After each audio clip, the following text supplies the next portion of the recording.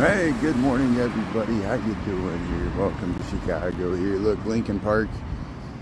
So yeah, January the 6th, 2026. 39 degrees, not too bad. It kind of rained a little bit overnight. I guess there's still a chance of a little drizzles. We had to work here, but not too bad. As I always say, any day above freezing is a good day in Chicago, and it looks like what we're going to get today, maybe low 40s. There's the view. Looking down towards the John Hancock, we can see the John Hancock cloud cover. Not too bad. How's everybody doing here? Hey, Sabrina Suburban Garden, thanks for being up early or up late, wherever you're at.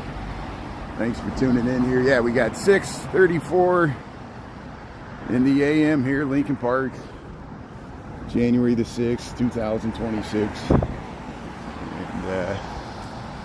yeah, we'll just head down Cleveland Street. We'll walk to work. This is my commute to work. And back in the routine. How's everybody doing here? So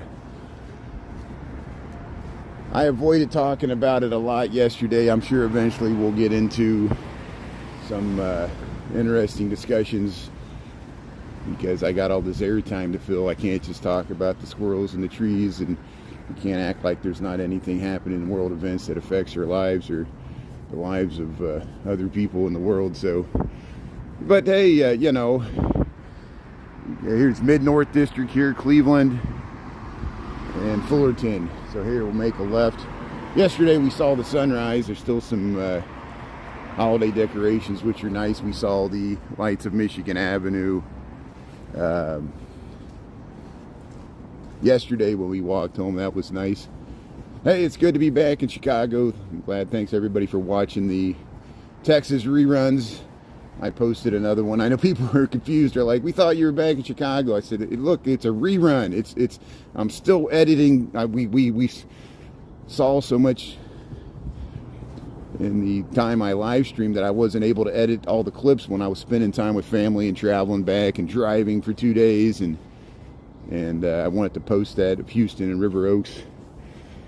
I know River Oaks has its own problems, like Lincoln Park.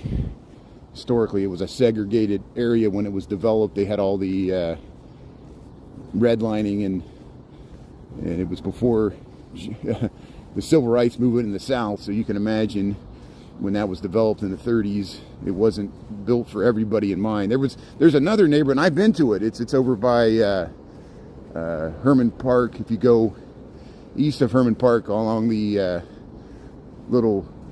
there's a creek that runs through there that they kind of walled up, and there's a nice neighborhood as you head towards University of Houston, and beautiful housing, and that was the Jewish and African American. Even that area historically, when the Jewish people in Houston were excluded from River Oaks. I'm talking about the history of Houston here. We're in Chicago. Even the Jewish people in Houston didn't want the African Americans living in close proximity. It wasn't until later that the African Americans were able to establish, just like Kenwood in Chicago, and it isn't amazing the parallels. Look at Kenwood. Like, for example, in Chicago on the south side near Hyde Park, Kenwood, some of the most beautiful and expensive large lot housing in Chicago, 66% African American. Wealthy neighborhood on the south side. It's wealthy African American with Jewish, with white people, and whoever else makes up the 33%. Kenwood. It was heavily Jewish before it became African American. Same progression, how neighborhoods change over time in America. Isn't it very interesting? And the Rainbow Push Coalition, Jesse Jackson's headquarters, is in a Jewish synagogue, one of the most stately, neoclassical, looks like a Roman temple made into a Jewish synagogue. Very interesting. Yeah, I know. Who destroyed Jerusalem after Christ was crucified? It was the Romans. I know. I don't understand it either. But it's very interesting architecture. But hey, I'm going to get myself in trouble. People don't understand the context of what I'm talking about here. So hey, welcome to Chicago. Welcome to Cleveland Street. We're going to walk to work. We got January the 6th, 2025, dealing with the baggage of America. As if we needed more baggage. Every administration creates new baggage that reflects on all of us as Americans. The actions of any president reflect on the action of the people that elected them and submit to the will of the imperial presidency. How you doing? Oh, we got people tuning in here. You good, Lisa? Cammy, how you doing there? Eric? Yeah, let's see.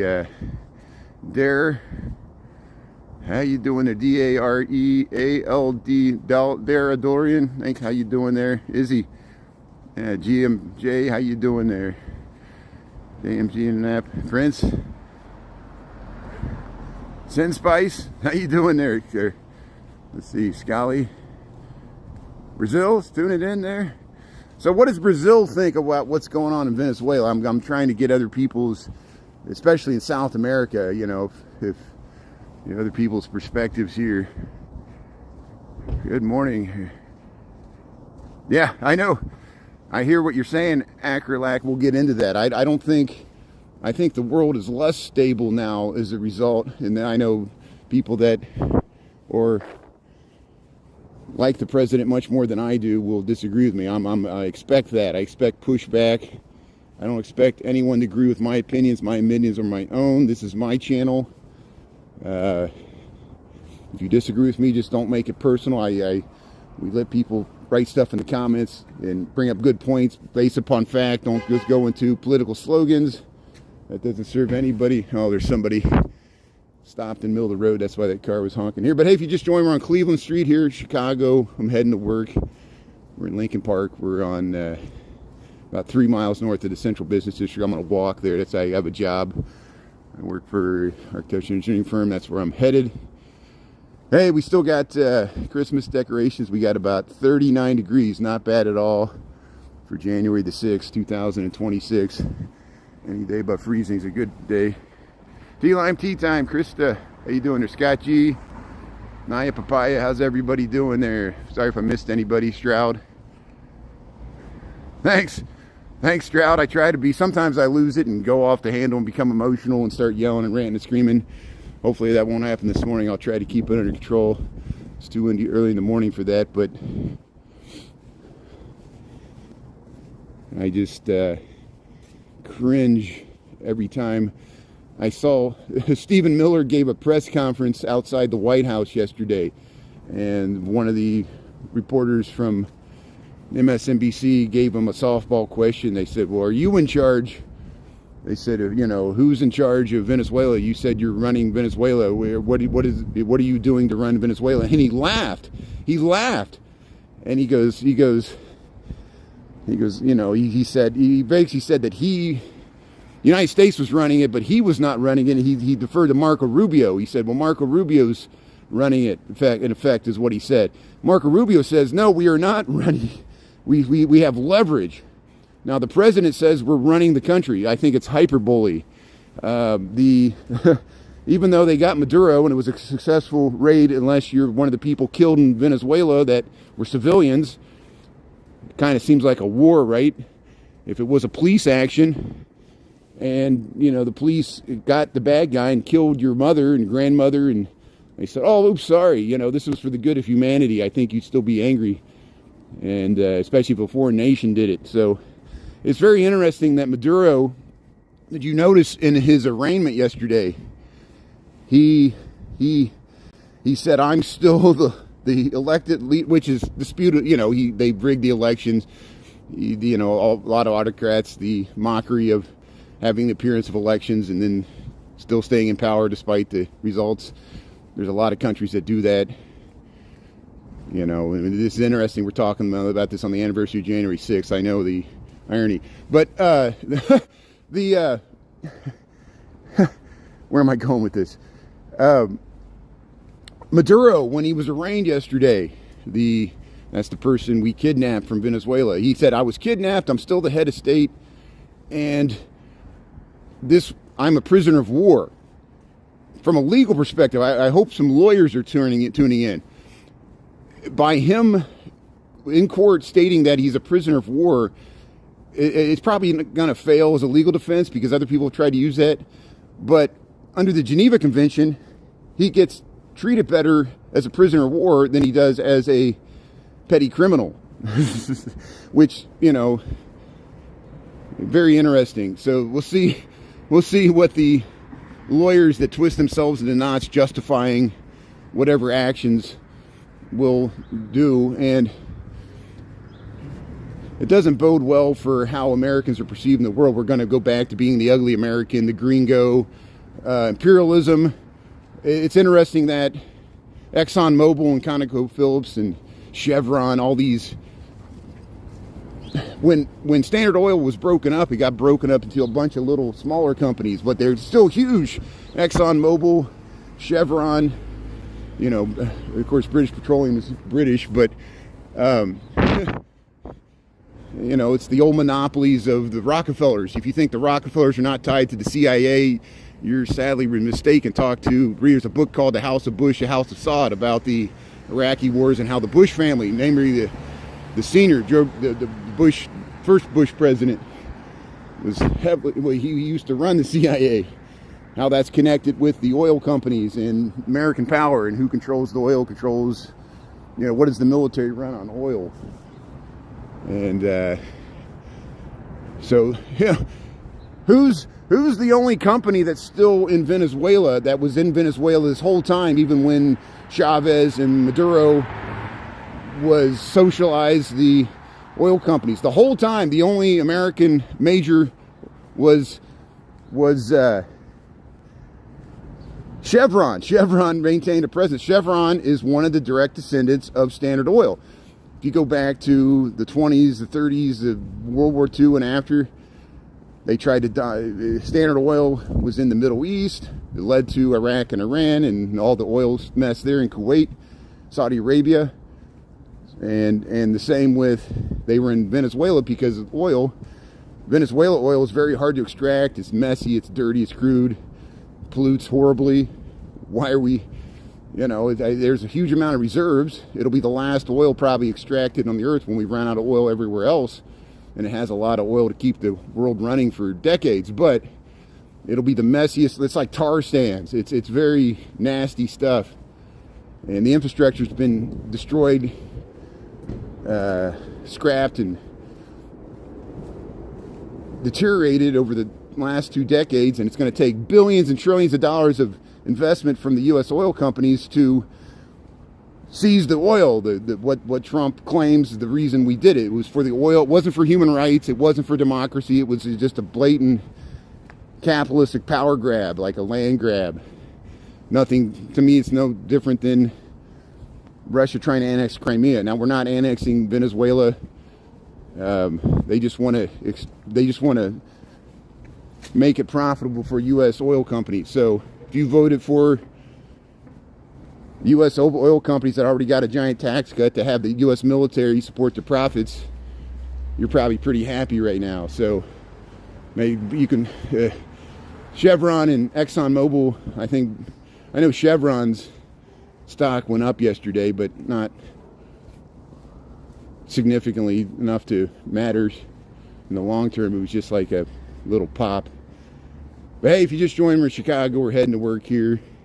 We're walking through Lincoln Park, Cleveland Street, talking about world events. But yeah, Stephen Miller giving whatever he talked. Just watch it on your own. I want you to come to your own conclusions.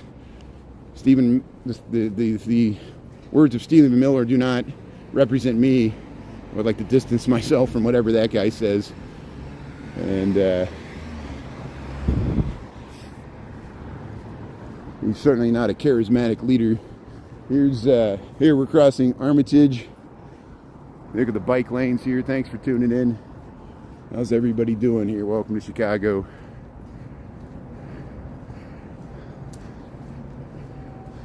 Yeah, so CRM talking about how dangerous the world is, and people seem to only care about how dangerous Chicago is. But we'll see how this plays out. We're going to find out whether we like it or not. And once again, you know, Stephen Colbert was playing a humorous clip, as he always does, the late night comedians.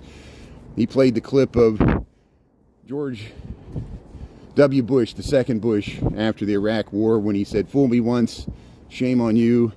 And if you fool me, you can't get fooled again," which he was quoting The Who. It took me a long time to figure that out, where in his brain, because he's a, that generation that grew up with The Who. The Who came out with a song in the 70s called "We Won't Get Fooled Again." And it has the famous words, the new boss, same as the old boss.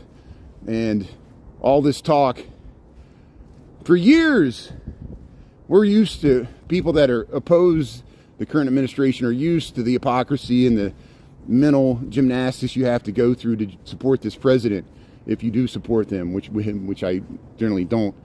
But, I'm critical of all presidents. I have critical of things Biden and Obama did as well. I didn't like Obama's drone policy. We talked about this before.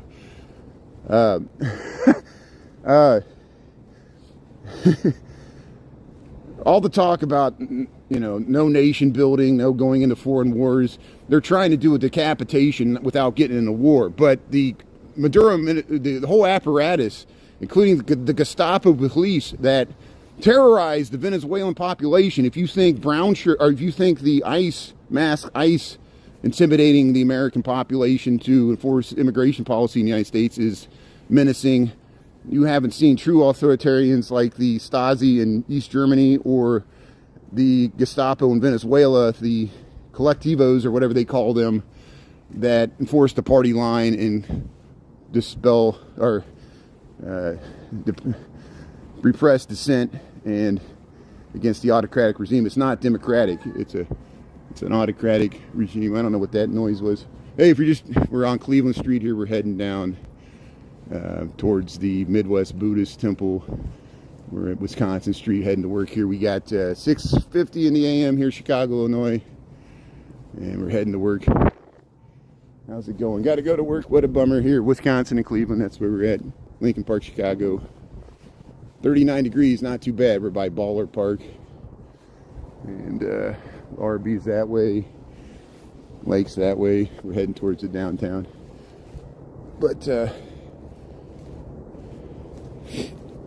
so a lot of the refugees in Colombia and United States and Europe that have fled the Venezuela regime and other parts of Central and South America, they're fearful of returning to Venezuela because the same situation exists. The same things they were fleeing still is there. The current administration that attacked Venezuela or removed the leader has stated emphatically they don't care about changing the regime. They just want the oil. Which, how's that a Christian? Isn't it interesting that all these Christian nationalist values like, love your neighbor as yourself, things Jesus talked about, do not steal, do not lie, all those things, are do not kill, are thrown out the door to justify might makes right. And they'll have to answer at the pearly gates, just like all of us, if you believe in that. And I'm pretty much a non-believer. So you realize that Christianity is being used as a cover. I'll venture to say they're just using people with good Christian intentions to support their power moves. And, I know people were angry at the left pushing too far against religious morals, but I don't see much moral about this administration as well. Prove to me this administration has the moral high ground on anything. They have the moral high ground on hypocrisy, I think. And, the Biden administration had hypocrisy as well, but it wasn't as bad as this. The hypocrisy of Biden made America look weak. The hypocrisy of America was in the attempt to make America look strong, but I think we're selling our soul to do it. We're selling our principles. Yeah, might makes right. We got the strongest military. It doesn't mean we can do whatever the hell we want without repercussions. With great power comes great responsibility. What, Spider-Man say that? A DC comic told us that instead of the Bible. Here's, hey, how you doing here? Welcome to Chicago here. We're heading to work. Here, Paul Kendrick. I don't know who that is. Political yard signs. So we'll see what happens in November. Let's start the countdown to November. It'll be interesting to see what happens when the House committee, investigative committees change from the Republicans to the Democrats. And every administration has a critical point where things start to go off the rails. For Biden, it was, of course, there might have been things before this. It was the, failure to enforce border policy, influx of migrants, a weak-looking administration that had no plan for how to deal with the migrant crisis, and overuse of wokeism and stuff. I understand this, but the Biden administration, when I'm sure you all remember this, when we withdrawed from Afghanistan, Biden was following through on a campaign promise. It made America look weak, and that was kind of the turning of the tide of the Biden administration.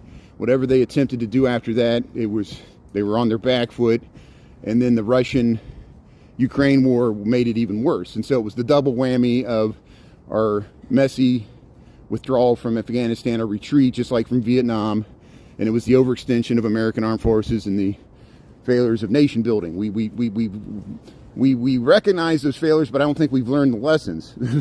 We've learned the lessons enough to realize we can't really do nation building. We have a strong military that can do amazing things like capture heads of states and bomb bunkers in Iran and do these amazing missions, which I do thank and commend the amazing bravery and service and sacrifice of the military and their families that put their lives on the line to do all this stuff for us.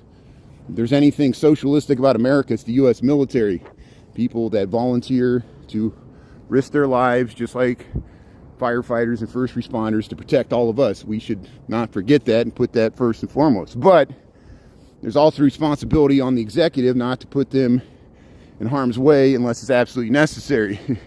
And I don't know if people in the military signed up for making Chevron and ExxonMobil richer by seizing oil in foreign lands, and the military becomes an extension of U.S. oil industry. So now you understand how the CIA works. See, the CIA was to protect foreign markets for American business interests. That was not the stated goal. The stated goal was to fight communism and to spread the democracy and stable governments throughout the world, and the rule of law and the Geneva Convention and all these agreements and NATO.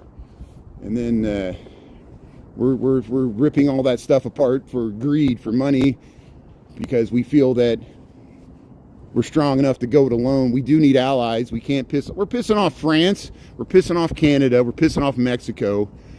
Is it worth it? Is this worth it? Trust me, we're just getting started. Like, this is the beginning. Like, this year's going to probably get more chaotic. Like, it's just going to get more desperate attempts at, and hey, at least the stock market likes it. So, keep your stocks fully invested in American imperialism. You can make a lot of money. I'm joking. I know it's more complex than that. I'm oversimplifying it. Hey, thanks for tuning in. Welcome to Chicago. Here we are at Furman and Willow. We're heading to work here on a Tuesday. If I missed your comment, it's by design. I'm just doing my stream of consciousness walk to work. If you don't like what I'm saying, you're free to watch something else. If you enjoy this, thanks for listening in. This is like a radio station. We're going to have to do this more and more. I think I do better because when I interact with the comments, people are so good at hijacking the message, and I know that's the attempt. I'm not going to let you do it.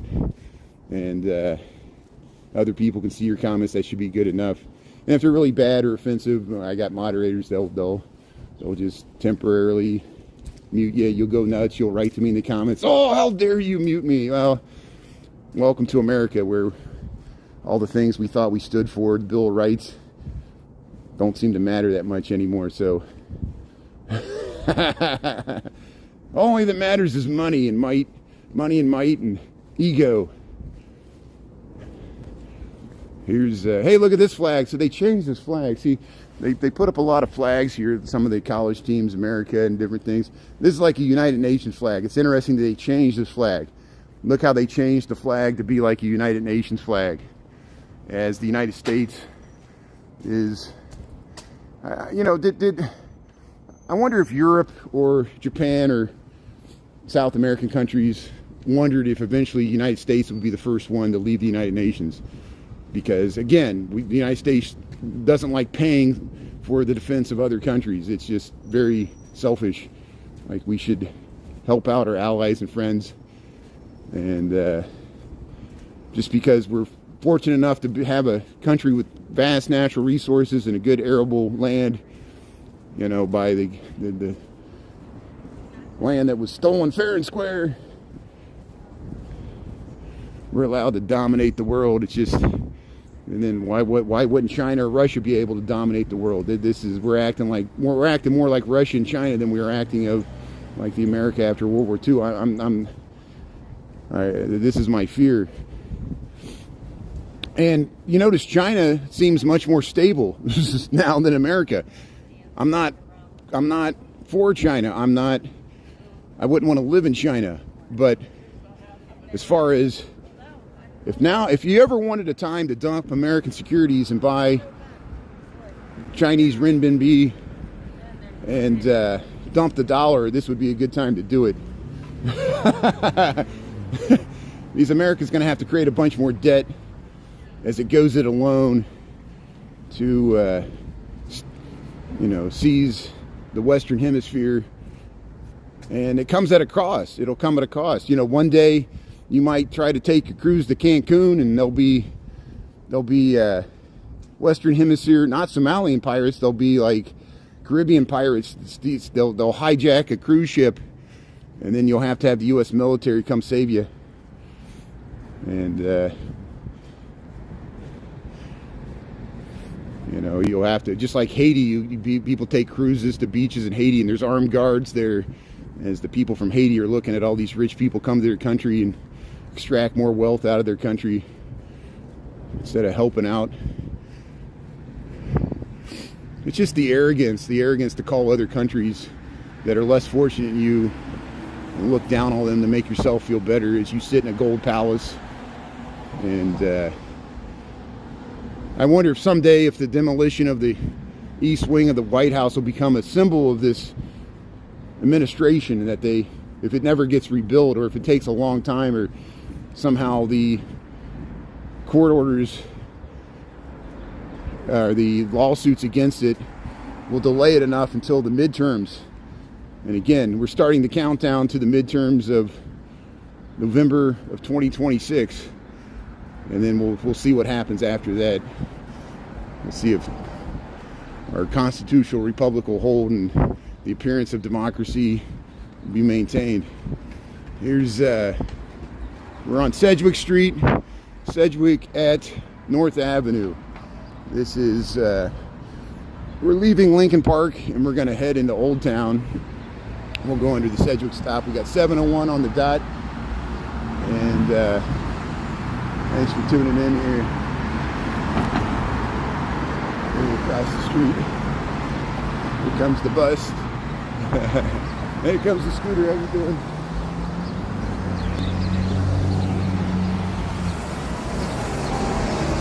Oh, Aisha, what's happening? Aisha, sorry, we'll be praying for you there. Sorry to hear that. I don't know what I missed. Something happened to Aisha there. Yeah, Colombia has its own problems. There's a lot of Venezuelan refugees in Colombia. It's interesting. They thought that if this was a true changing of the regime, some people that have fled Venezuela under the Maduro and Chavez regime might have wanted to come back, but now they're afraid to come back. And even though a lot of Venezuelans, especially those in exile, celebrated and continue to celebrate the capture of Maduro, it doesn't change the situation for people in Venezuela. The regime is still there. This was not regime change. It was just to get leverage so American business, oil business, could have access to the oil fields. That's the stated goals. I'm quoting the president. This is not even an opinion. I'm just restating the stated goals of the president, why the justification for doing this. It was for the oil. And it's blatantly obvious. When I say this, at least this administration's honest. They're honest about the brutality of what America's possible of. Here's the purple line. This is the purple line through the Sedgwick stop here. We're in Chicago here, Sedgwick stop just south of North Avenue. We'll walk along the L tracks like we usually do, heading to work here. Thanks for tuning in. Welcome to Chicago. We got 39 degrees. If you like this content, hit the thumbs up. If you don't, I understand. I don't expect you to agree with my opinions. But it's my First Amendment free speech right to say them. I punted from arguing with people when I was in Galveston. I called it the Gulf of Mexico. Some people unsuccessfully tried again to get me to call it the Gulf of America. I'm like, you can call it the Gulf of America. I'm going to call it the Gulf of Mexico. It's my First Amendment free speech right as an American to call it the Gulf of Mexico. And, the fact that people will try to do this 1984 Orwellian double speak, it just shows you we're all being manipulated. I'm being manipulated, you're being manipulated, you're trying to manipulate me, and I'm trying to manipulate you. But I'm not really trying to manipulate you. I gave up on that.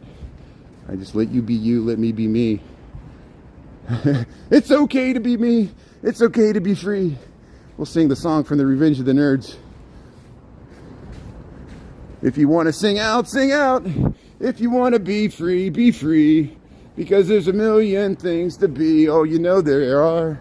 Who knows Harold and Maude? Anybody remember Harold and Maude? One of my favorite hippie movies from the late 60s, Harold and Maude, about a love relationship with a elderly or a senior woman that was and a teenager. Imagine that. There's the brown line. There's the brown line. Look at that.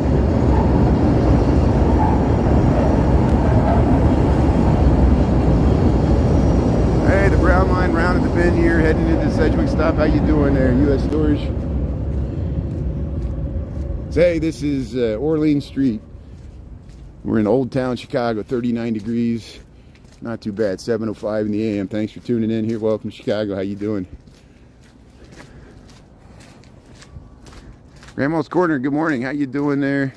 Samuel Jones, Kelly Quinn. Thanks everybody for tuning in. I'm missing all the comments here. Yeah. And raccoons are on the loose. Yeah, train surfers. Yeah, I've seen images of those people. That's mainly in New York City. I'm just amazed people would attempt that. The only person I saw do that is Jody GTV. He's got some reruns. He's hopped on the back of the Red Line, I think, or some other trains, and he knows what he's doing. So I don't recommend that. I won't post videos of myself doing it because, not that I do that. It's just that I don't want to encourage other people for copycats, because it's very dangerous riding a train or even going between car and car. You see people go between car and car all the time.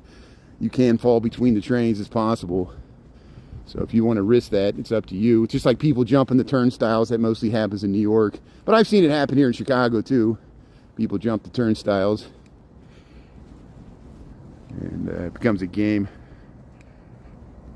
Thanks NBC. Thanks for tuning in here. I'm trying to run this like a radio station. It's like they were handing out radio stations. I'm like, wow, I'm amazed anybody. Thanks for listening. It's just the hardest thing is not ever being able to cut to commercial break. At least Rush Limbaugh was able to take a commercial and get a drink of water, use the restroom. I got to walk for an hour and a half here. Here comes another train here. So hey, we're heading to work here in Chicago. We're near the brown and purple line here on Orleans Street, Old Town Chicago. 7:07 in the a.m. 39 degrees. Here we go. Yeah, it's the purple line coming from Evanston.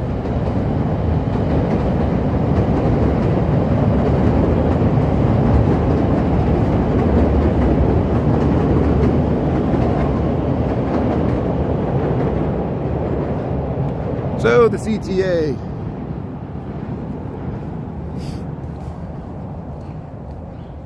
Yeah, Grandma's Corner. Thanks for posting that there. It subscribes and thumbs up. New jump turnstile, there you go. Yeah, it's noisy to live next to an airport. It was really controversial when they expanded O'Hare. They realigned the runways, and it impacted people that lived, near Rosemont and Jefferson Park with the approaches to the runways. And I was working with somebody that lived, or their parents lived out that way, and they were like, man, that was a planes and flying over our house every day, and it wasn't that way. Midway, if you ever flown into Midway, Chicago, it's the closest thing to like landing on an aircraft carrier. It's this little short runway. You almost feel like you're hitting the rooftops of the houses before you, or the buildings there on Cicero before you land. This is the Marshall Field Garden Apartments here. This is along Sedgwick Street. And Old Town here. We'll go down to Schiller. We'll head over to Wells Street. Yeah, there's always people sitting in the truck. All times of the day, all times of the night, any street I go, there's people sitting in cars. And they're not all sleeping in cars. They're just like waiting on somebody, or waiting to pick somebody up, or listening to the radio, or I don't know what they're doing. So there's somebody sitting in this car. There's always people in cars all the time. Americans love their cars. We eat in our cars, have sex in our cars, watch movies in our cars. We love our cars. Live half our life in cars. Yeah, Chicago does have bipolar weather, especially this week. Here we are at the beginning of January, and it didn't even get below freezing last night. Very rare in January to have a day above freezing. We got a whole 48-hour period above freezing. There's like rain in the forecast later this week, and it will get colder before the Bears game on Saturday night, which is appropriate, I guess, for a Green Bay Bears matchup, postseason matchup. Really relish this game. I hope it's a good game. Of course, I'm rooting for the Bears, but I just hope it's a good game and the Bears are competitive, because we kind of have a complex with Green Bay, and Green Bay knows it. And psychologically, they're going to use that against us. Here's North Park and Schiller. But we still got to play the game. There's still a chance. And the Bears had a pretty good season this year, so we'll roll with it. But hey, thanks for tuning in. Welcome to Chicago. Here we're at Schiller. And is this North Park? Yeah, North Park. And hey, there's a black cat. How you doing, your cat? Hey, see, it's our lucky day. We saw a black cat. It didn't go in front of us. It went to the side of us. So here comes the train. Look at that. Trains, planes, and automobiles.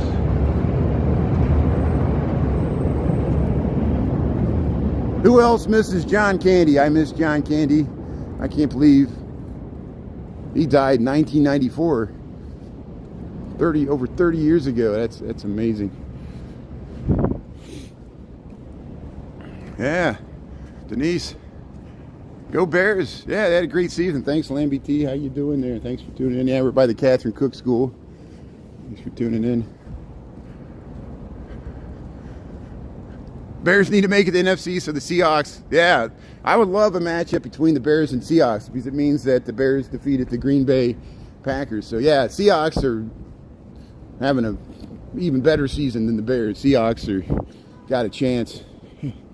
And, you know, I know the Mariners probably should have went further in the baseball, and maybe Seattle will have finally another chance at the Super Bowl there.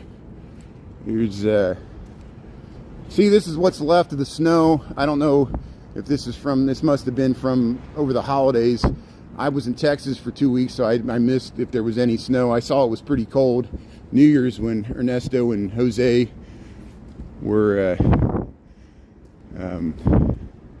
and Jose, he's a very interesting guy to watch. If you speak Spanish and live in, you know, want a perspective of a Venezuelan living in exile in Chicago legally, talk to Jose, who used to live in Venezuela. Now he lives in Chicago, and he live streams, and he's a great live streamer. He has 40,000 followers, just like Vicky that covers Little Village in the 26. She covers all of Chicago, but she lives closer to Little Village, so she covers it more often than I do. I live in Lincoln Park, so I cover all this lily white, gentrified tourist areas that everybody else in Chicago hates, because it drives up the real estate values of everybody else. We're like the River Oaks of Chicago. And I know I pay high rent too, so I'm part of the problem, but I'm very fortunate I have a job that I can afford it. There's the Home Alone guys there, Joe Pesci, and there's Kevin. That's a nice Christmas display. I didn't notice this. This is a beauty salon. This is the Swerve Salon and Spa here on Wells Street. They got a nice display there. People often ask me to film the Home Alone house. I think Steve Lyons filmed it. check out Steve Lyon's reruns there. You'll find it. He went there with snow on the ground, and he filmed the Home Alone house there. So thanks to good old Steve Lyon for coming through for us there. People, it's like 20 miles north of where I'm at. So you know, people are like, I want to see it. I'm like, well, I ain't going there on my way to work. I want to see it too, but it ain't gonna happen. Here's the old barber shop. People walking the dogs here. We're on Wells Street. Very nice. Yeah, sticky bandits. They got stuck to the floor with nails, and it was like a Stooges watching that. But here, Evergreen and Wells. Here's Old Town Chicago. Yeah, we'll probably stick on Wells. We'll just cruise up the downtown, just walk down Wells the whole way. Yeah, good morning. One golden newbie in there.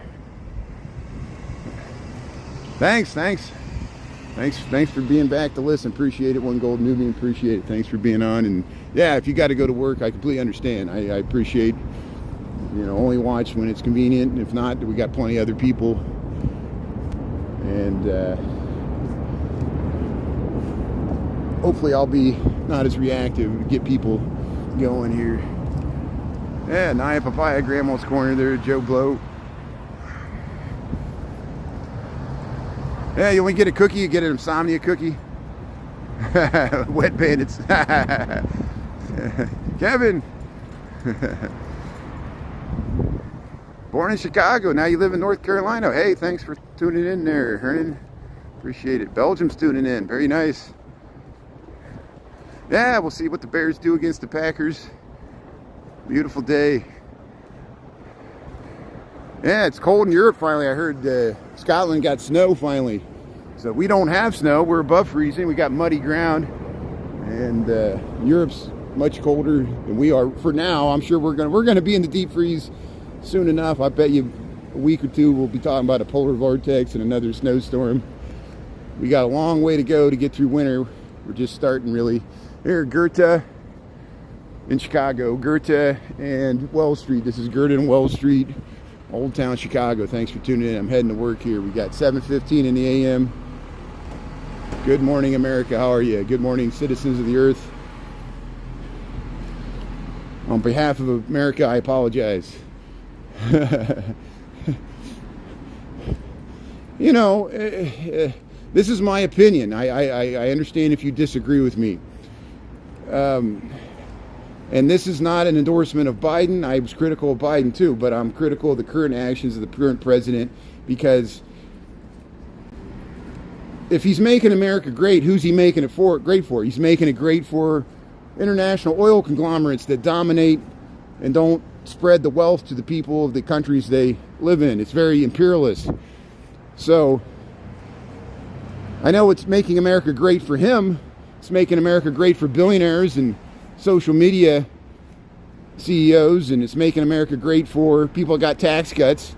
It's making America great for people that own everything, but it's not making America great for if you're renting, if you live paycheck to paycheck, if you have high health care insurance. You know, there's removing Maduro.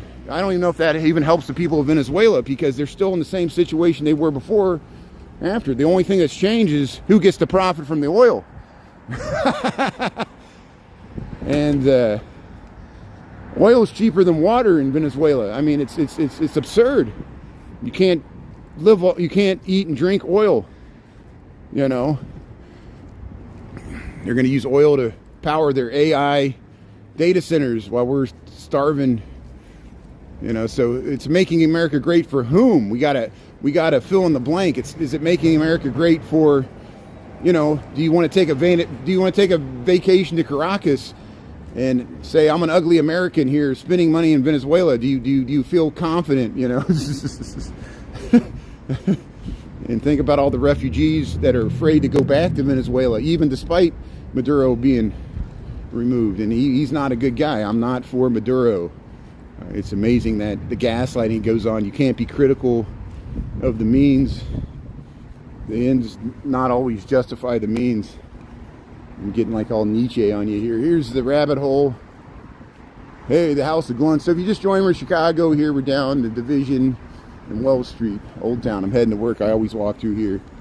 Hey, they got a nativity scene there, House of Glunts, 1888. So it's the House of Glunts and Margie Still, some of the oldest bars in this area. Cal's Corner. Hey, Cal's Corner. Hey, the new you there. Here we'll cross. Here's an Aldi. There's an Aldi right here at Division and Wells Street. There we got a big, I don't know, it's the streets of sand. There's got a big bucket truck coming down here. But here's the Aldi grocery store. I don't think it opens until much later. For some reason, the Aldi doesn't open early. The Aldi opens later than, I think the Fresh Market opens early. And the Aldi opens later. Here's the Disco Pancake. The Fireball Hibachi. There's the Aldi. That's inside the Aldi here in Wells Street, Old Town, south of Division. Yeah, you've been out of work since August. See, so there you go. See, so I do see a lot of corporate layoffs at the executive level. I know there has to be, we don't know if we can trust the unemployment numbers. Trust is a big question mark with this administration. Pet-free zone. So here's the high-rise housing along Wells Street. Usually the wind picks up around here, but it's not even that windy today. We got overcast skies here, 39 degrees. Supposed to get to the lower 40s, I think. Supposed to be pretty much like this all day. But hey, any day above freezing is a good day in Chicago, weather-wise. And there's the back of that South Street Church.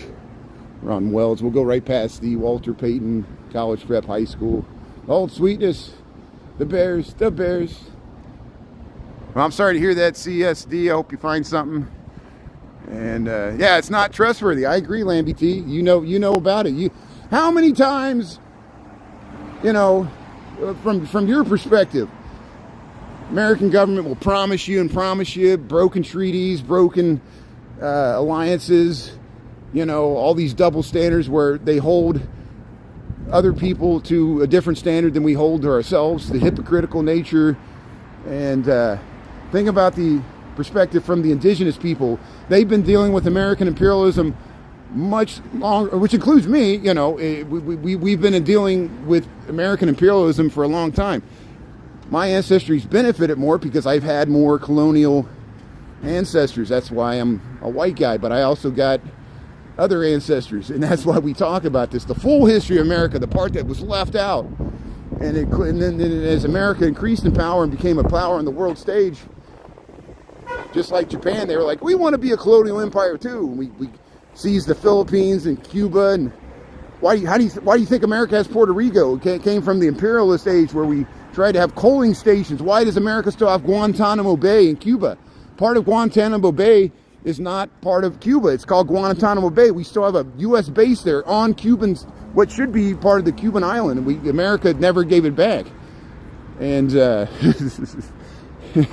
all these strange things. Here's Walter Payton College Prep High School. Here we go, Walter Payton College Prep, Ruben Salazar Language Academy. This used to be the high school. Darren Monroe talks about that. Then they built this around 2000, the Walter Payton College Prep. Here's the drop-off zone. Daily choreography. People ask me if school's back. It looks like school's back. January the 6th here, Tuesday. Some of the schools were closed. I think one Golden Nubian told me that yesterday. Some of the schools were closed yesterday because of not ice from the weather, ice from the U.S. government, the immigration enforcement. And why do we need to close schools? The kids are terrified of ice. That's a public relations problem of ice. You're teaching a whole generation to fear the authority, that the authorities are the bad guys. And I understand the reason for that, Maybe it's a good thing that kids are learning this lesson so early on. We'll give them the Rage Against the Machine reading list there for homework. But hey, thanks for tuning in. Welcome to Chicago. Here we're heading to work here on a Tuesday. Hope you're having a good day. We got about 40 degrees. They put some salt on here, so this is a well-salted sidewalk by the Walter Payton College Prep ball fields here. Yeah, it's a disgrace. I agree, MVC. That's your childhood neighborhood. Very nice. Southwest, southeast, in the Midway area. Yeah. And so watch Ernesto, Chicago Nuggies. Watch Jose. Watch Vicky. We have fellow Chicago live streamers that live on the southeast side, and in Pilsen and Archer Heights and Little Village and Pilsen are on the west side, but Archer Heights and Bridgeport are on the south side as you go down further south towards Midway. But thanks for tuning in here. Back of the yards. It's on the south side. London, how you doing there? Hey, look at this nice view. We'll get this nice view of the Chicago skyline here as we head down Wells Street. So I'm heading to work here, 7:24 North American Central Time Zone. We're an hour behind New York. We're in Chicago. And here's some of the Moody Bible Institute. Now, long term, the Moody Bible Institute, the developers developed this stuff have an option to develop a tower here. Now we'll see if it goes forward or not. They developed this housing, which is luxury rental housing. You see how we captured these views. They got some nice views to the Michigan Avenue skyline. There's the John Hancock, and there's the One Chicago Tower. This is 920 North Wells Street. And now we're pretty much out of Old Town. Now we're moving in. Once you get down south of Oak Street, you're certainly in River North. You're no longer in the Gold Coast and or the Old Town. Here's the grocer, Layla and Ringo's Grocer Coffee Eatery. I think you got a bar here. Yeah, the neighborhood bar. Yeah, Jakarta's nice. Yeah, I want to see some live streaming from Jakarta. You see Zen Chef Mo, is he still in? I think he's in Bali. He's in Bali, Indonesia. Jakarta is a huge city. You should go to Bandung. Go to Bandung and get some nice stuff there in Indonesia. Beautiful Indonesian culture. Thanks for tuning in. That's a good thing about YouTube. We get more people from all over the world turning in. That's great, because I'm tired of America first. I want America to just be a country like every other country and treat other countries with respect. But is that too much to ask? No, we got to dominate. If you don't dominate, they'll walk all over you. We got to be a bully. We got to be a bully to the world. We got to make them fear you. I'm joking. How did that work out for Germany? I know we're not as bad as that, hopefully. But I'm just speaking in hyperbole here. Let me just riff here. I'm enjoying this. Thanks for tuning in here. How's everybody doing here? Yeah, blah, blah, blah. Yeah, so Pamela, you're going to continue to watch? You're going to continue to watch for a half an hour? You have the power to change the channel, but no, you're going to sit there and watch Pamela. So good. Thanks for leaving a nice comment there. Yeah, you expressed yourself. What are you doing to make the world a better place, Pamela? I'm sure you're a much better person than I am. I commend you. Follow Pamela there. Pamela's a good person there. Pamela Langer -D3Z. Everybody go follow Pamela Langer D3Z and make her have a happy day there. That's good. So here's, hey, look at the glass block. They used the glass block on this. I have no sympathy for people that don't enjoy my content, because they could just change the channel. It just cracks me up. You're going to sit there and watch MSC all day. You're like me watching Fox News all day, yelling at Fox News, being angry. Why won't I change the channel? Why should I pollute my mind with it? If you don't like what I'm saying, why pollute your mind with what I'm saying? Change the channel. Do yourself a favor. Here, look at the Moody Bible Institute. So there's friends and followers that know a lot about the Moody Bible Institute. They got family and friends that go here. Here's the Moody Bible Institute on Wells Street. And you can walk through there and go through that building and come out on the South Street. We do that sometimes. They got a nice clock tower. These buildings, that's residential. There's the John Hancock. These are all residential around here. But I think the Moody Bible Institute has that building. I think that's dorms. And some of these buildings, not these, This parking garage belongs to them. From the Moody Bible Institute, Chicago, Illinois. 728. See, I promote religious institutions. People will bash me for promoting religious institutions. Moody Bible Institute. I do Protestant, Catholic, Buddhist, Muslim, Judah. We went to the third day of Hanukkah celebration there at Daily Plaza. I filmed the speakers. You can see that on YouTube. I had to cringe about that. I filmed Palestinian protesters, and I filmed they were chanting their support for the Israeli defense military, which I'm like, what does that have to do with religion? But that's just my opinion. But I try to cover, and the lack of faith. What's the freedom of religion is also the freedom from religion. And I tolerate people being critical of religion because I myself am critical of religion, some religions, and some aspects of it, because like all governments, you can't accept everything. What are we, robots? You know, we've got to be critical thinking. Here, bicycle count. Let's check out the bicycle count. So, hey, welcome to Chicago. Here's your check on gas prices.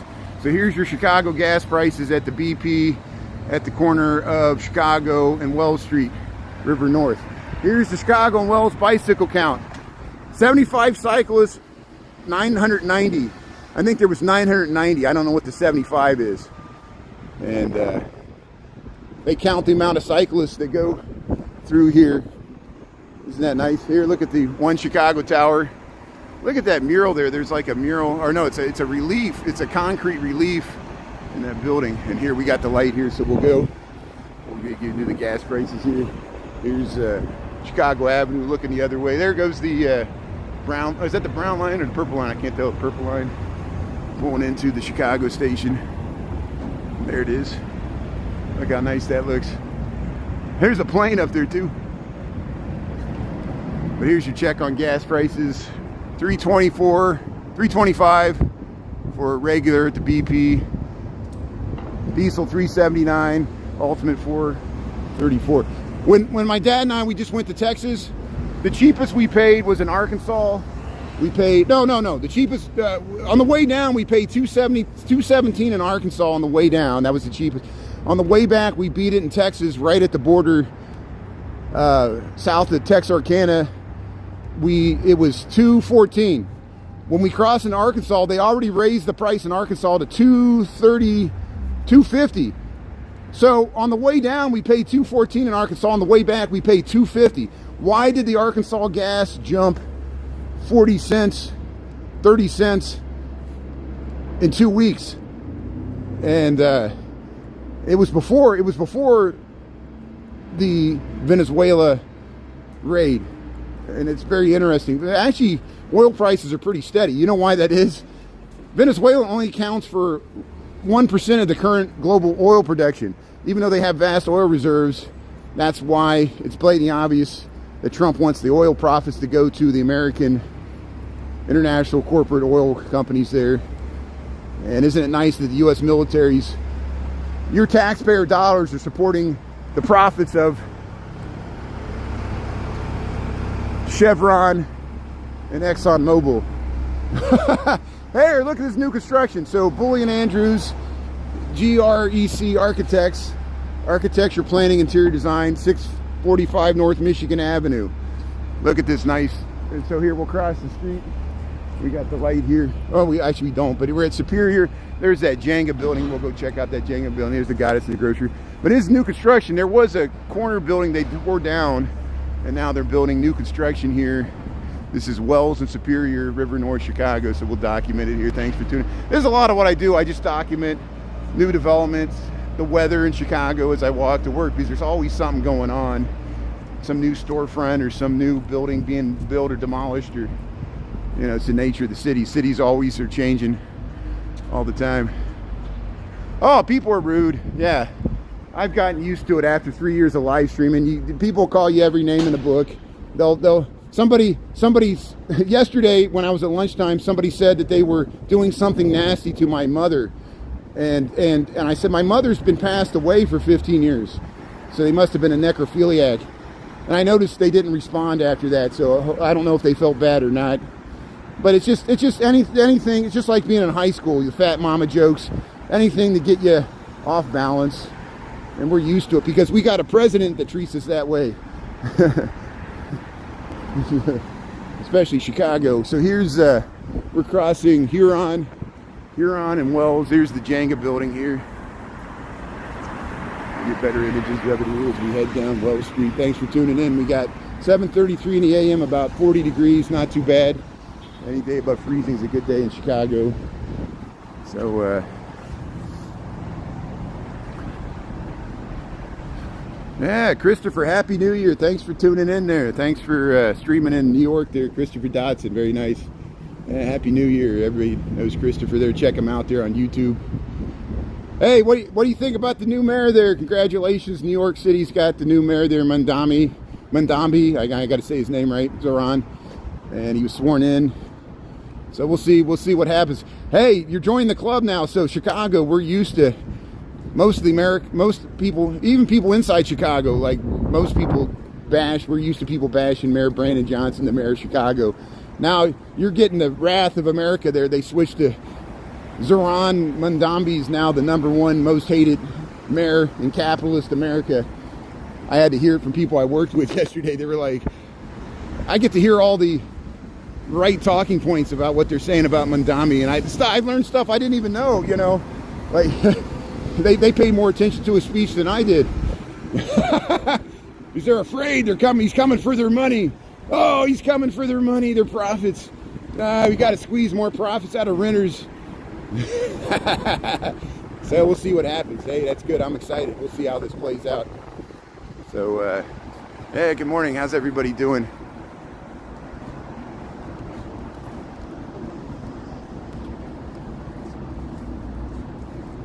Yeah, Adams is gone. I bet you're glad to be rid of Adams. Yeah, Eric Adams, the outgoing mayor of New York. He kind of ended up being corrupt. I think the final straw was he was willing to deal with the Trump administration to save his own political career. And then you become a captured asset of the Trump administration. Once you do a deal with the devil there, they own you. And then he would become a puppet of just like Venezuela, you become a puppet of the current administration. Or that's what they're attempting to do. At least Zoran's fighting back. Hey, here we got Dave's Hot Chicken. So this used to be Al's Beef. Now it's Dave's Hot Chicken. I think they put this mural here. There's the Greek god Zeus there looking at the Dave's Hot Chicken. I like the colors. We're at Wells Street and Ontario. Sound bar is right over there. If you're looking for a EDM nightclub, a dance club, it's called Sound Bar. It's one of the few remaining dance clubs, or much more for concerts now. And here's this Jenga housing on Wells Street. We got nice murals here. We got the green rose. That's a dispensary. I can say that on YouTube. If we're on TikTok, I would have got banned. There's TikTok Dave's Hot Chicken pickup window. We're on Wells Street. Look at the beautiful housing. But yeah, that's a legal dispensary in Illinois. And TikTok would give me violations for pointing out a legal business in Illinois. Hey, look at these doors. 609 North Wells Street. Yeah, look at this nice view we get to the Sears Tower. So when we come into Wells Street, Wells and Orleans, you get nice views to the Sears Tower. It looked really nice last night because it was red. It looked like Sauron's tower. It looked evil. The evil Sears Tower. Here's some of the last, I'm glad they kept this. This is J.C. Rivera's good work there, the Bear Champ. So just like the Bear Champ gets beat up, we can keep on fighting here, Chicagoans. Keep on fighting like the Bear Champ. Bless your heart.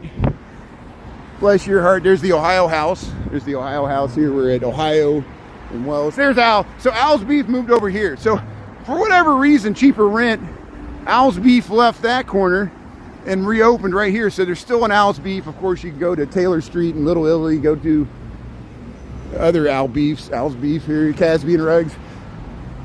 Acini Prime Meats. I love this sign. Acini Brothers Wholesale Meats. It's boarded up. But here's O'Leary's Public House. And this is an Irish bar here. O'Leary's, of course, named after Mrs. O'Leary's cow, the apocryphal cow that knocked over the lantern that started the Great Chicago Fire in 1871. But we know that's pretty much an urban legend, but that's the myth. Mrs. O'Leary's cow there. There's Matilda Mexican cuisine. We're at Grand, and I like this building too. This is housing. Look at these balconies, how those balconies stick out there, how it's above the parking garage, how the form of the building is expressed in the concrete. You can see how the whole building works. Very modernist, almost brutalist. So here we'll cross here. We'll see if we see any trains coming through here. Oops, I gotta get across the street. I thought that car was turning and they thought they were gonna go straight. Get some Mexican food. Chicago has great Mexican food. Go to Pilsen, Little Village. We saw the Taco Fiend down there. That was years ago, but we saw the Taco Fiend coming through Chicago. That was great. He goes around the country looking for the best taco. We happened to come across him at Pilsen. I felt so bad because I was walking for 2 hours. We went all through Bronzeville, Canaryville. We came up through Sox Park. That was the day that 2 years ago when Sox Park, or the White Sox opening day, Comiskey. And I was walking back through Bridgeport and Pilsen. I was so tired. I had walked like 10 miles. And the Taco Fiend comes out of a Subway. And I wasn't expecting him to be there. I didn't really vaguely knew who he was. And, you know, you see somebody random famous on TikTok, and there he was in Pilsen. He was like, who has the best tacos? And I'm like, tapas? He goes, no, tacos. And I'm like, I was so, I just shouted out El Milagro, and I knew I was going to get reamed in the comments for it, and I was. I said Las Camales. These Las Camales, they're all over 26th, and I think there's one in, there are several neighborhoods, but they're more like a local chain. And people are like, Las Camales is not the best tacos. I'm like, I wanted to say, I was just trying to think of something that wasn't Taco Bell. And I'm a gringo, you know, I'm a white guy. Why is he asking me for the best tacos? I think he was just trying to shame me that I didn't know that I lived in Chicago. But hey, we posted that. I was happy to run into him. Taco Fiend's great. He's a great guy. People always ask me for the best food. Follow real food critics like the Taco Fiend there and Ed Ray. They'll give you better food recommendations than I will. Lou Malnati's Chicago style pizza. But hey, we'll see if we see the CTA train coming around the bend. Here's the Kellogg's building. If we just joined, we're in Chicago. We're heading to work here. We're almost to the Riverwalk. 7:41 here. I hear the train coming. Let's see. There it is. Yeah, there's a brown line. Is that a brown line? I think that's a brown line round the bend there. Heading into the Merchandise Mart station here. Chicago, Illinois. Scenes of the city. How you doing? Yeah, there's Wells Street. Brown line rounding in the bend going into the Merchandise Mart station here. So, River North.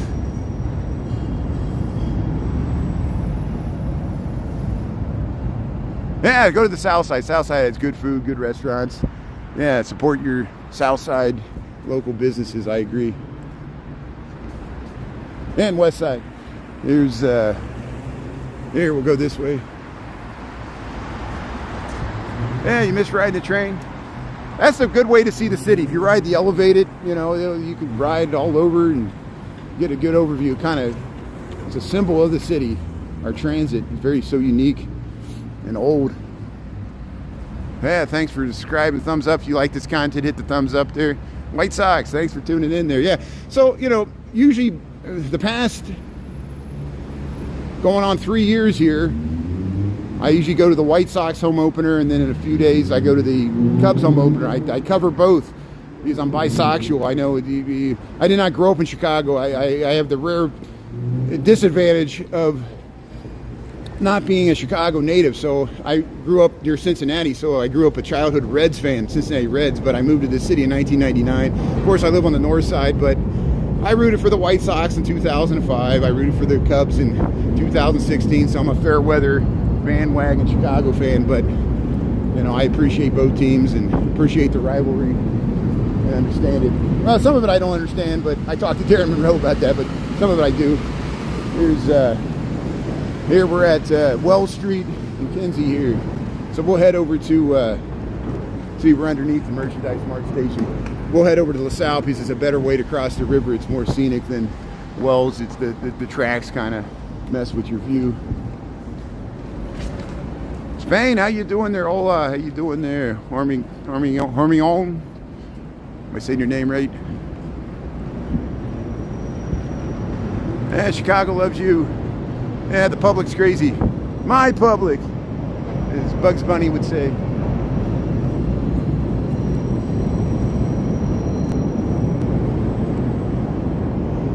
So, where are we at here? Kenzie Street, Asian House of Chicago, Tree House. Some of these buildings that are painted all black like that, they used to be X-rated bookstores and stuff, but this whole neighborhood kind of changed. It used to be more industrial, like Rossi's, bars that would open at 7 a.m. because the third shift would get out of the factories, and there was like nudie shops and jazz record stores, and it all went away because it became very expensive, the housing, you know, like this. We're moving on up to the east side. A penthouse apartment in the sky. We're moving on up. Who remembers the Jeffersons? The Jeffersons was a spin-off of Archie Bunker. Can you believe it? So here's a nice view we get of LaSalle Street. We'll zoom up. Here's the Board of Trade. There's LaSalle Street. And also, the trolleys in the old days used to go underneath the Chicago River, and there was a tunnel that went underneath LaSalle Street because it would have been too congested to keep. There was the bridges were always being opened and lowered in the older days because there was a lot more shipping on the Chicago River, and so they actually built a tunnel for the trolleys. And the old cable car barn is where Michael Jordan's restaurant used to be, right there. We shown that plaque, and that's why we go over to South Street to show. There's the top of the Sears Towers in the fog. So the top of the Sears Towers in the clouds. So we got about 1,400 foot cloud cover this morning. Overcast Chicago, 40 degrees. We got January the 6th, 2026. We got 7:45 in the AM. I'll just head down the Riverwalk and go to work here. Thanks for tuning in. Okay, gentrification again. Who benefits? Gentrification benefits some people. It hurts other people. Like capitalism, gentrification is a two-way street. Some people benefit. Some people are manipulated by it and used by capitalism. The exploitative nature of everything. San Francisco had the same problem where the city became a very rich, very poor. It was almost like homeless and billionaires living, and there was nobody in between. There was no room for the middle class. That's what started to happen in downtown Chicago.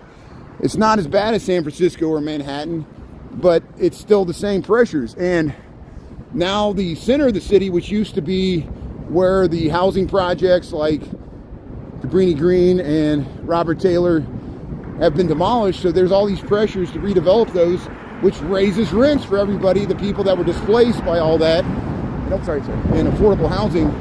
And so gentrification is a two-way street. Developers and the city's tax base. The city, as far as the city's tax base, they actually like gentrification because they can increase taxes on a wealthier class of individuals that can pay it. Public housing doesn't make money for the city. It loses money for the city.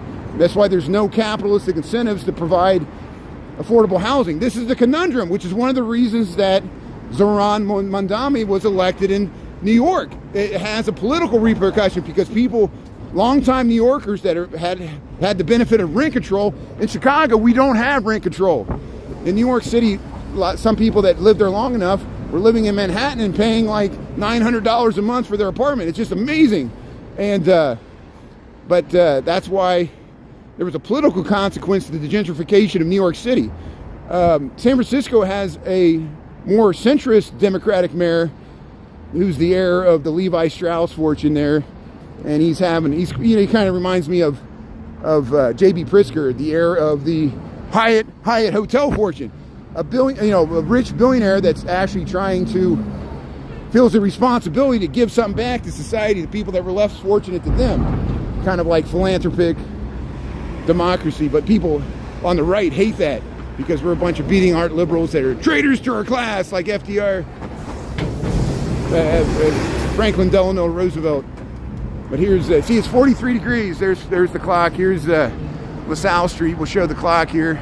7:48, 43 degrees. For people that don't think this is live, this 7:48, 43 degrees here. We got January the 6th, 2025. And we'll head down the ramp here. Yeah, CTA misses you. Thanks for tuning in there. Tale of Two Cities. So hey, we'll head down with the jogger here. We'll head down the ramp here. We'll head down to the Chicago River. Look at the pigeons. This is LaSalle Street. Got this French Renaissance Revival architecture. Mansard roof on the Glasgow, Scotland. How you doing? Did I say 2025, 2026? So it's January the 6th, 2026. I had a hard time saying 2025. I kept saying 2024 last year. Now I got to say 2026. Oh my God. 2027. I'll start planning ahead because we'll be there soon enough. Can we make it to 2029? I can't wait till I say, welcome to Chicago. It's 2029 and we got a new president. I can't wait to say that. I hope it's not JD Vance. Here,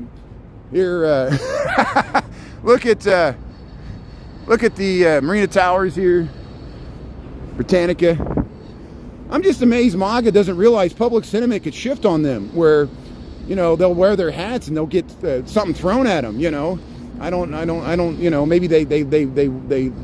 That's the point of it. You have to sacrifice for the party. You know, and Democrats know what that feels like. We certainly have sacrificed for the party and paid a price for wokeism. You know, we're being punished. We know what it's like. The retributive, punitive. I elected a president that hates my guts. Here's the Chicago River. Yeah, Packers. Packers play the Bears. Of course, I'm rooting for the Bears, but I know, appreciate team loyalties there. We'll have a nice ride. We have a nice rivalry. It's going to be an epic divisional matchup, first round of the playoffs. The historic meeting of the Packers and the Bears. The oldest rivalry goes back to the 1920s. It's like the original six in hockey.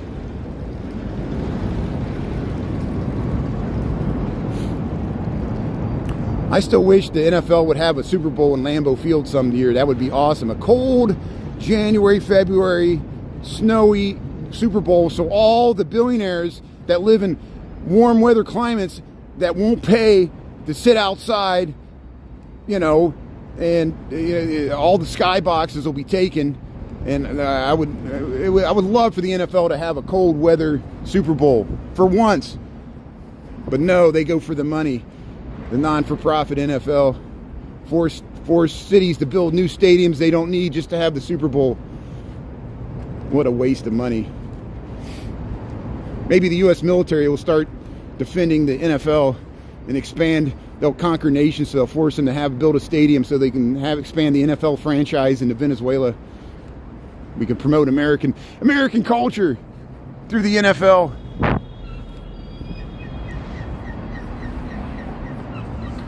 Don't call me a Democrat. That's offensive. I'm an independent. The Democratic Party has pissed me off as well. And that shows you how bad things have gotten for the Democratic Party. For someone that leans as far left as I do, and I do lean left, and I have socialistic tendencies as my right, democratic socialist. I'm not a communist. I don't like communism just like I don't like fascism. It's two sides, they're different, but there's, they both use state power, the force of the state against the people. It's wrong. It's taking shortcuts. You got to have the consent of the people. People don't want socialism. Don't ram it down their throat. I agree with that. I'm not for the confiscation of property. I'm not for the confiscation of foreign property for American oil interests either, to use the U.S. military. I'm not for that either, but I'm an independent. Both parties have failed me. Both the Democrats and Republicans do not represent me. They represent corporate interests. They represent money. The Supreme Court does not represent me. The Supreme Court represents money, corporate interests, Citizens United. The House of Representatives or the U.S. Senate does not represent me when they will not do their constitutional duty to be a check and balance on the executive branch. All three branches of the government have failed us and will continue to fail us until we hold them responsible. They work for us. We do not work for him. He works for us, and he sits on a gold toilet and gaslights us. Hold your president more accountable. He's responsible for his own actions. He's going to blame everybody else. He's going to blame, when Venezuela goes south, he's going to blame it on Biden. Watch him do it, because that's how he does everything. I've never seen somebody from the party of personal responsibility, the GOP, blame everybody else for their problems. You know, and he's got, who has so much money, you know. So yes, I'm very critical of the current president, but I was also critical of Biden. And you can label me a Democrat, you can call me whatever you want to make you feel better about yourself. It ain't going to change my situation or your situation. We're just, both of us are just whining. I'm whining too. Here's State Street. Here's the Marina Towers. We're at the Chicago Riverwalk. Thanks for tuning in here. Heading to work here on a Tuesday, January the 6th. Did something happen on January 6th? I you know, was there like some big historical event that happened on January 6th that I should talk about? I don't know.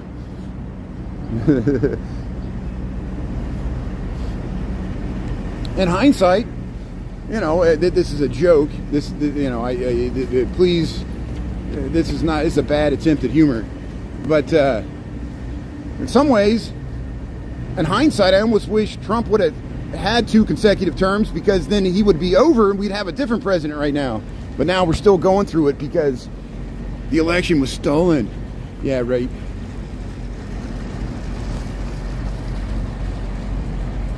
Yeah, there it is. Eat your heart out. Someday they're going to remove the Trump from that, and I'll be there to film it. But not today's not today. But someday they're going to remove the Trump from that. But it's not today. We thought it almost happened in 2024, but the Judicial Department of the United States was so impotent in prosecuting whatever they were trying to prosecute. But there it is, the Trump Tower, the second tallest building in Chicago. The bottom 2 floors have been vacant for the last 15 years. How is that making America great? The bottom 2 levels have been vacant. And don't say it's because they can't rent it out. They don't want to rent it out. They write it off as a tax write-off. Here's, that's my opinion. Here's the Jewelers Building. So what time we got? Yeah, 7:56.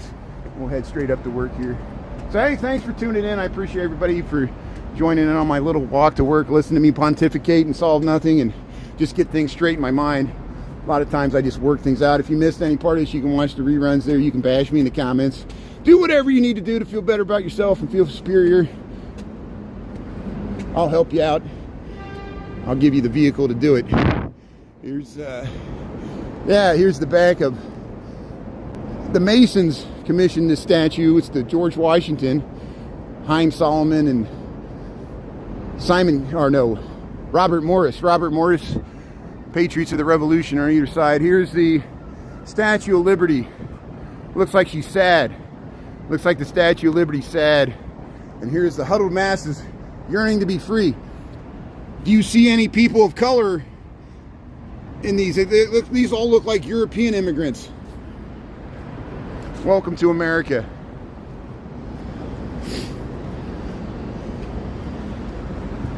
Here's the front side.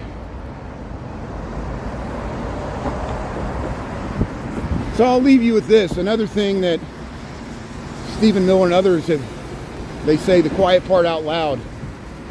Stephen Miller laments the civil rights movement of the 60s because it changed U.S. immigration, the way they enforce immigration policy. Whereas before the 60s, the United States did limit immigration from South America, Central America, Africa, and Asia.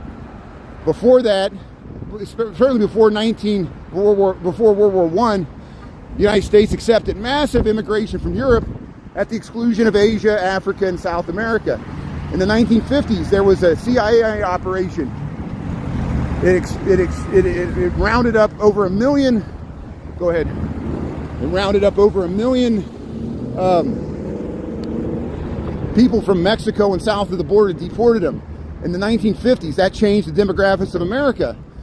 You understand? America has cultivated the demographics. to maintain a white, whatever whiteness is from European, the racist hierarchy of appearance that historically has bedeviled America, and continues to do so. So we're haunted by the sins of our past that keep popping, and now the sin that's popping up is U.S. imperialism.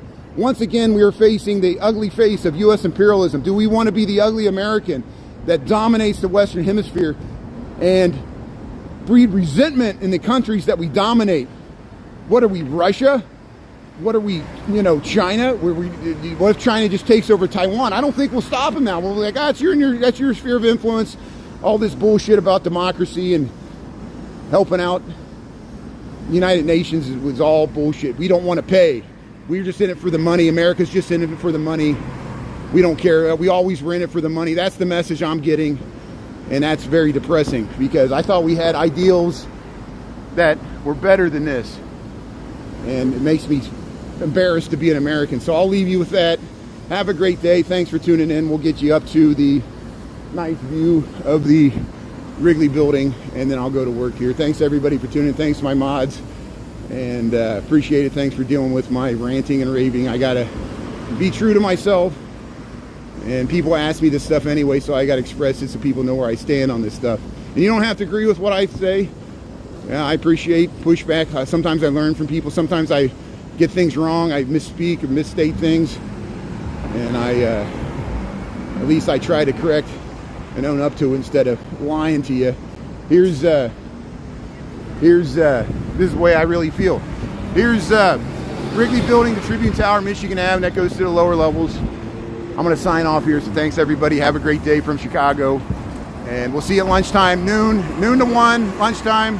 We'll see what the weather. Hey, this is where the Portillo's is supposed to go, right here.